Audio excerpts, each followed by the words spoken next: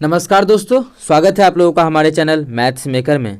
तो डेली के तरह आज भी लेके आए हैं। सभी क्वेश्चन हमारा बहुत ही इंपॉर्टेंट है और सभी क्वेश्चन हमारा प्रीवियस ईयर क्वेश्चन है। जैसा कि आप लोगों को पता है, डेली हम लोग प्रीवियस ईयर क्वेश्चन करते हैं और सभी क्वेश्चन बहुत ही एकदम मोस्ट इंपॉर्टेंट क्वेश्चन रहता है और सभी क्वेश्चन हमारा एग्जाम ओरिएंटेड रहता है। ये देखिए रेलवे ग्रुप डी का क्वेश्चन है, लेकिन बहुत ही इंपॉर्टेंट क्वेश्चन है सभी एग्जाम के लिए। ALP में भी ऐसा क्वेश्चन पूछा गया है, क्योंकि इससे आसान ही क्वेश्चन पूछा गया है। तो आप लोग जैसा कि डेली क्वेश्चन देखते होंगे, आप लोग को पता चलता होगा कि हाँ इस प्रकार का क्वेश्चन एग्जाम में आता है। ठीक है, ये भी क्वेश्चन हमारा 2018 में ही पूछा गया है। ये भी क्वेश्चन देखिए रेलवे RPF SI में पूछा गया प्रश्न है 2019 में ही। आप लोग को 9 के विभाज्यता का नियम बताएंगे। ठीक है, 12 के विभाज्यता का नियम पिछला वीडियो अगर आप लोग देखे होंगे तो उसमें 12 के विभाज्यता का नियम बता चुके हैं। मतलब 12 का मतलब 3 के विभाज्यता का नियम बताए हैं, 4 के विभाज्यता का नियम बताएं। इससे भी पहले वाला वीडियो अगर आप लोग देखे होंगे तो उसमें 9 का जो विभाज्यता का नियम है वो बता चुके हैं। लेकिन इस क्वेश्चन में भी हम क्वेश्चन आ गया है 9 के विभाज्यता का नियम, तो समझाएंगे। और 9 का जो विभाज्यता का नियम है वो assistant loco pilot rail driver में ALP में बहुत पूछा गया है। ठीक है, इसमें आप लोग को शो हो रहा है कि हाँ RPF में पूछा गया है, लेकिन देखिए 9 का विभाज्यता का नियम जो हम पिछला वीडियो में करवाए थे, देखिए रेल ड्राइवर में ही पूछा गया प्रश्न था। ठीक है, बहुत सारा क्वेश्चन करवा चुके हैं, इस प्रकार का बहुत क्वेश्चन पूछा जाता है। तो आप लोग विभाज्यता का नियम सीखिए, बहुत ही इंपॉर्टेंट होगा सभी एग्जाम्स के लिए। ठीक है, ये भी क्वेश्चन देखिए SSC CGL में पूछा गया प्रश्न है, आप लोग को बताएंगे। ऐसा क्वेश्चन बहुत सारा करवा चुके हैं इसी पर रिलेटेड क्वेश्चन। और ये भी देखिए 2016 का पूछा गया प्रश्न है। ऐसा क्वेश्चन 2021 के एग्जाम में जो आया था वो भी क्वेश्चन आप लोग को हम करवा चुके हैं CGL का। उसमें था कि ये मान दिया हुआ था, इसका जो मान है 1/4 दिया था और इसका मान पूछा था। इससे पहले क्या इसका उल्टा दिया था, ये स्क्वायर का मान दिया, ये मान पूछा, फिर भी आंसर क्या क्वेश्चन सेम आएगा। इसका 1/4 है तो इसका भी आंसर हमारा 1/4 हो जाएगा। वो कैसे होगा वो सभी जानने के लिए वीडियो क्लास तक बने रहिएगा। डेली हमारे चैनल पे क्या होता है, सुबह के 6 बजे और शाम के 7 बजे, सुबह के 6 बजे और शाम के 7 बजे मैथ्स का वीडियो आता है, आप लोग देख सकते हैं। सभी क्वेश्चन बहुत ही इंपॉर्टेंट रहता है। ये भी क्वेश्चन देखिए रेलवे जूनियर इंजीनियर का क्वेश्चन में, रेलवे जूनियर इंजीनियर के एग्जाम में पूछा गया प्रश्न है। 2 अंकों की सबसे बड़ी अभाज्य संख्या पूछा है। तो पहले बताएंगे कितना अभाज्य संख्या होता है टोटल 1 से 100 तक में, वो सभी आप लोगों को इस क्वेश्चन में डिस्कशन कर देंगे, जो भी जरूरी होगा। सबसे छोटी भाज्य संख्या क्या होता है, सबसे छोटी अभाज्य संख्या क्या होता है, वो सभी बताने वाले हैं। तो चलिए हम लोग पहला क्वेश्चन से स्टार्ट करते हैं। तो हमारा देखिएगा पहला क्वेश्चन क्या है।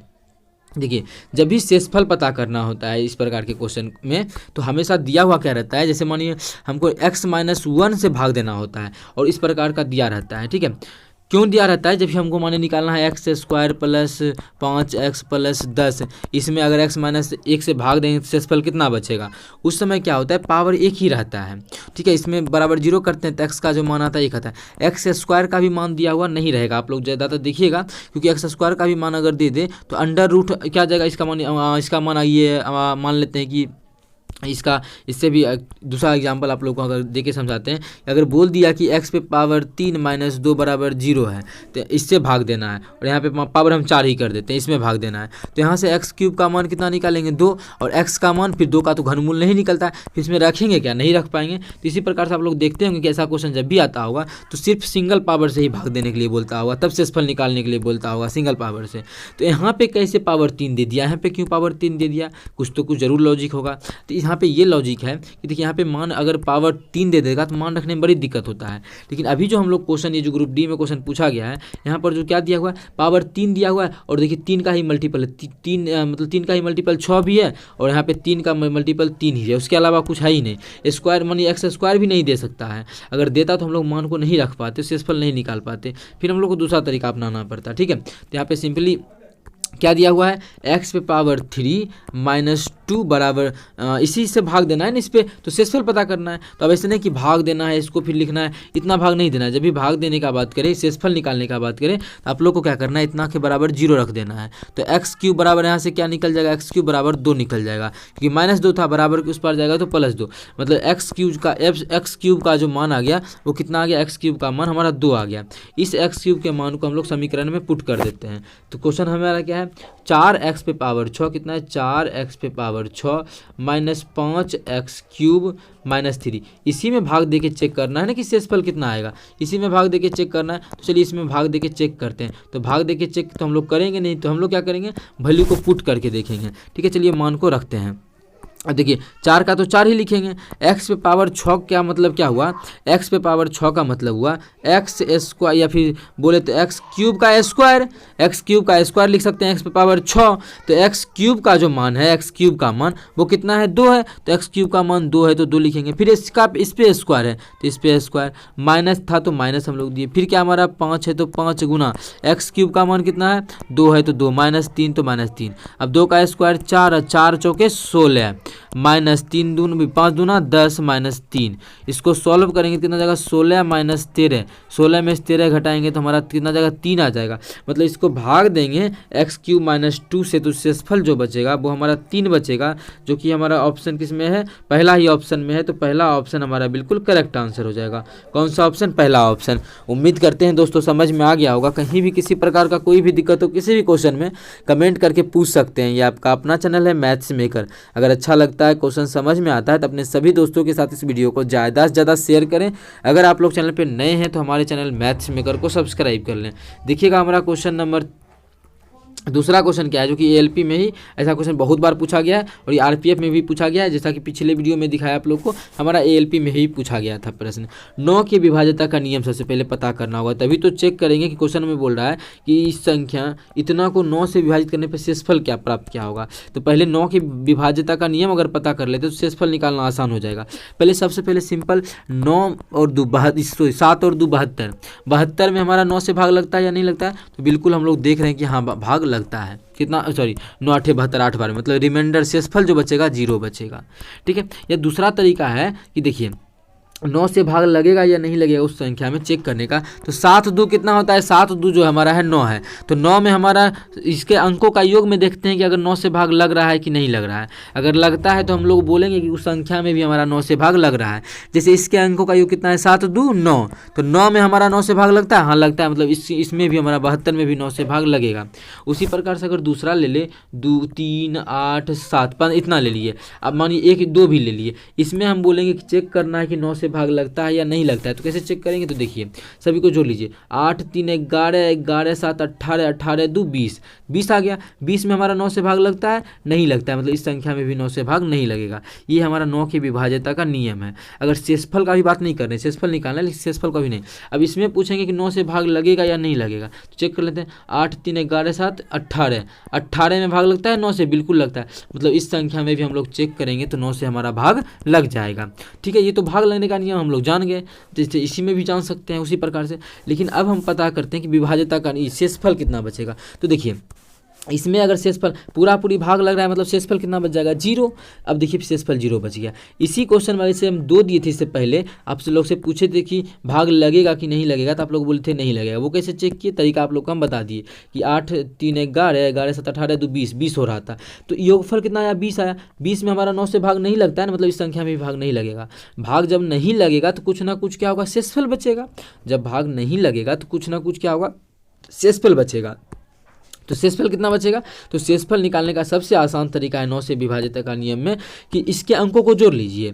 इसके अंकों को जोड़ लिए कितना आ गया, 20 आ गया। तो 20 में 9 से भाग देंगे तो शेषफल कितना बच जाएगा, तो शेषफल हमारा 2 9 2 18, मतलब 2 बच जाएगा। शेषफल कितना, रिमाइंडर 2 बच जाएगा। तो 2 इस पूरे में भी अगर भाग देते हैं 9 से तो शेषफल 2 बचेगा। तो क्या इतना भी करना जरूरी है, तो इतना भी नहीं कर सकते हैं। अब देखिए इसके अंकों को जोड़े कितना आया, 20 आया। अब फिर 20 ना आया तो अभी भी आसान कर सकते हैं, इसके भी अंकों को जोड़ लेंगे। तो 2 में 0 जोड़ेंगे कितना आएगा, 2 आएगा, मतलब इसके 9 से अगर इसमें भाग करते हैं तो शेषफल हमारा 2 बचेगा। अब जैसे अब इतना बड़ा में पता नहीं अगर चल रहा है तो 73 में कर लेते हैं। 73 में भाग देंगे तो कितना बचेगा शेषफल, तो आप लोग को पता है कि 73 में 9 8 72, 9 से भाग देंगे तो शेषफल जो बचेगा 1 बचेगा। शेषफल कितना बचेगा, 1 बचेगा।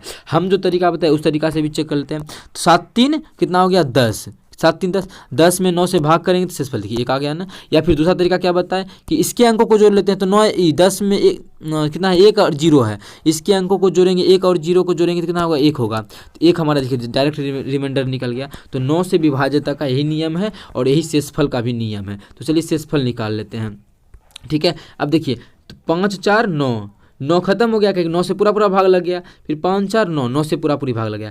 बच कितना गया, 7। तो 7 बच गया ना, मतलब इस क्वेश्चन में अगर 9 से भाग करेंगे तो शेषफल हमारा 7 ही बचेगा। ये तरीका अगर नहीं समझ में आया तो काट काट का है दिए, तो सबको जोड़ लीजिए जो तरीका बताए थे। तो 5 4 9, 9 5 14, 14 4 18, 18 और 7 कितना होता है 25, कितना हो गया 25। तो 25 में 9 से भाग देंगे तो शेषफल कितना बचेगा 9 दूना 18, 18 7 25, आंसर देखिए साथ ही आया ना।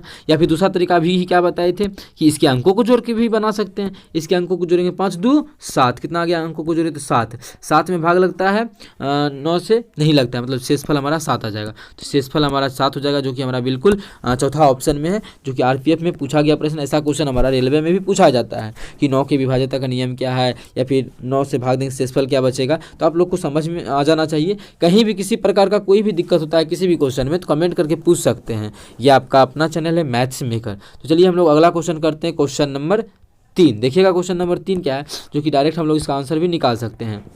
जैसा कि आप लोग को बताया ही, इस प्रकार का क्वेश्चन सेम क्वेश्चन आया हुआ था 2021 में भी, जो कि इतना का मान दिया था 1/4 और 1/4 नहीं, मतलब कुछ और मान था, यहाँ पे हम 4 ही लिख रहे हैं, और इसका मान पूछा था। तो उस समय भी बताए थे कि सेम आंसर होगा। तो अभी भी इसका जस्ट उल्टा दिया हुआ है, तो कोई बात नहीं है, फिर भी इसका आंसर भी हमारा क्या होगा सेम ही होगा। चलिए निकाल लेते। हमको जो दिया है ये दिया हुआ है। अच्छा, हमको निकालना क्या है, हमको जो निकालना है साइन पे पावर 4 थीटा माइनस क्या निकालना है, माइनस कॉस पे पावर 4 थीटा, ये निकालना है ना। अच्छा, इसको हम क्या बना सकते हैं, इसको ऐसा लिख सकते हैं क्या, इसी को अगर चाहें तो साइन स्क्वायर थीटा का स्क्वायर, क्या लिख सकते हैं साइन स्क्वायर थीटा, इसका भी स्क्वायर कर सकते हैं, माइनस इसको क्या लिख सकते हैं कॉस स्क्वायर थीटा का स्क्वायर लिख सकते हैं। ठीक है, अब ए स्क्वायर माइनस बी स्क्वायर इस प्रकार से बैठा सकते हैं। अब ये बन गया ए स्क्वायर माइनस बी स्क्वायर हमारा बन गया ना, तो इसको बोल सकते हैं ए स्क्वायर, ये पूरा ए है, ए स्क्वायर माइनस बी स्क्वायर, देखिए ए स्क्वायर है तो ए स्क्वायर माइनस बी स्क्वायर का फॉर्मूला होता है ए प्लस बी इंटू ए माइनस बी। इसको हम लोग बोल सकते हैं ए प्लस बी, बी हमारा ये था ए प्लस बी, इंटू क्या बोल सकते हैं ए माइनस बी, मतलब ए माइनस बी। ठीक है, अभी यार माइनस आ जा, ठीक है, यहाँ पे स्पेस नहीं है, एक मिनट, ए प्लस बी इंटू ए माइनस बी, जो कि हमारा फॉर्मूला था उसी फॉर्मूला पे बैठा रहे हैं। तो ए माइनस बी, तो यहाँ पे हमारा कॉस आ जाएगा, अभी आ जा ए प्लस बी इंटू ए माइनस बी हमारा इस पे बैठ जाएगा।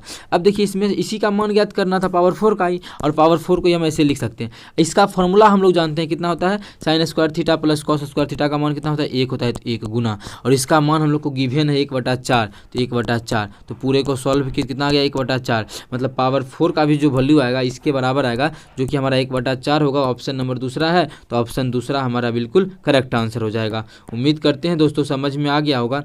कहीं भी किसी प्रकार का कोई भी दिक्कत हो किसी भी क्वेश्चन में तो कमेंट करके पूछ सकते हैं। ये आपका अपना चैनल है मैथ्स मेकर। अगर अच्छा लगता है, क्वेश्चन समझ में आता है, तो अपने सभी दोस्तों के साथ इस वीडियो को ज़्यादा से ज़्यादा शेयर करें। अगर आप लोग चैनल पर नए हैं तो हमारे चैनल मैथ्स मेकर को सब्सक्राइब कर लें। तो देखिएगा अगला क्वेश्चन हमारा क्या बताना है कि सबसे बड़ी अभाज्य संख्या क्या है। तो देखिए सबसे पहले आप लोग को याद रखना है, सबसे बड़ी पूछा 2 अंकों का पूछा है, बड़ी अभाज्य संख्या तो बहुत सारा कुछ भी हो सकता है। ठीक है, तो हमको यहाँ बोला है 2 अंकों का, क्या 2 अंकों का सबसे बड़ी। तो सबसे पहले ये पता करते हैं कि सबसे छोटी अभाज्य संख्या क्या है, क्या सबसे छोटी अभाज्य संख्या क्या है। तो देखिए अगर कोई पूछे सबसे छोटी अभाज्य संख्या, सबसे छोटी अभाज्य संख्या, ठीक है, अगर कोई पूछ दे कभी कि सबसे छोटी अभाज्य संख्या क्या है, जो कि आदमी पूछता भी है, तो आप लोग को क्या बोलना। अब इसमें समझ में एक चीज़ दिक्कत होता है बोलने में कि 2 हमारा क्या है, 2 तो हमारा सम संख्या है, तो सम संख्या तो अभाज्य संख्या नहीं हो सकता है। तो याद रखना है एक ऐसा 2 ही सम संख्या है जो अभाज्य संख्या भी है, और सबसे छोटी अभाज्य संख्या भी हमारा क्या है 2 ही है। सबसे छोटी अभाज्य संख्या जो 2 है, ये नहीं कि 3 बोल दीजिएगा 1 बोल दीजिएगा, नहीं, सबसे छोटी अभाज्य संख्या जो है वो हमारा क्या है 2 है। और सबसे छोटी भाज्य संख्या अगर पूछे कि सबसे छोटी हमारा भाज्य संख्या क्या होता है, तो सबसे छोटी आप लोगों को हम भाज्य संख्या ही बताते हैं, और यहाँ से अ को हटा देते हैं। ठीक है, तो ये हमारा बन गया सबसे छोटी, क्या बन गया सबसे छोटी भाज्य संख्या। तो सबसे छोटी जो भाज्य संख्या होता है वो हमारा 4 होता है। सबसे छोटी भाज्य संख्या कितना होता है, सबसे छोटी भाज्य संख्या जो होता है वो 4 होता है, और सबसे छोटी अभाज्य संख्या जो होता है वो 2 होता है। इस क्वेश्चन के लिए आप लोगों को ये भी क्वेश्चन बिल्कुल याद रखना चाहिए। ऐसा भी क्वेश्चन में आता है कि सब एक ऐसा कौन सा अभाज्य संख्या जो जो कि सम संख्या भी है। तो दो एक ऐसा अभाज्य संख्या है जो कि हमारा सम संख्या भी है, दो हमारा सम संख्या भी है और अभाज्य संख्या भी है। ठीक है, याद रखने का आप लोग याद रख सकते हैं, बहुत ही बेहतरीन चीज़ था। अब हम लोग चलते हैं दूसरे चीज़ पे। अब एक चीज़ याद रखना है कि टोटल 1 से लेके 100 तक में, टोटल 1 से लेके 100 तक में जितना भी अभाज्य संख्या है, 1 से लेके 100 तक में जितना भी अभाज्य संख्या है, उसमें टोटल नंबर जो अभाज्य संख्या का वो 25 हुआ है। 1 से 100 तक में टोटल जो 25 अभाज्य संख्या कितना है, 25 अभाज्य संख्या है। 1 से 100 तक में जो हमारा है टोटल 1 से 100 तक में वो टोटल 25 गो अभाज्य संख्या। याद रखना है कि टोटल कितना अभाज्य संख्या है, 25 गो।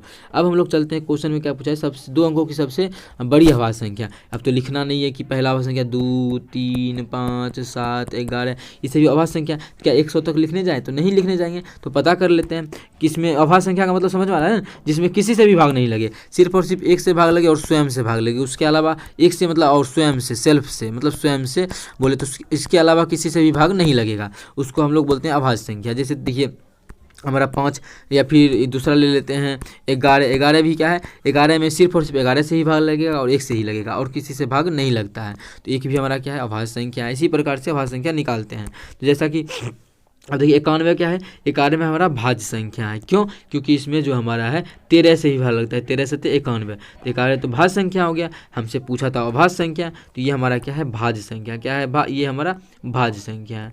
अभी देखिए इसमें भी 3 से भाग लग रहा है। कितना से भाग लग रहा है, 3 से भाग लग रहा है।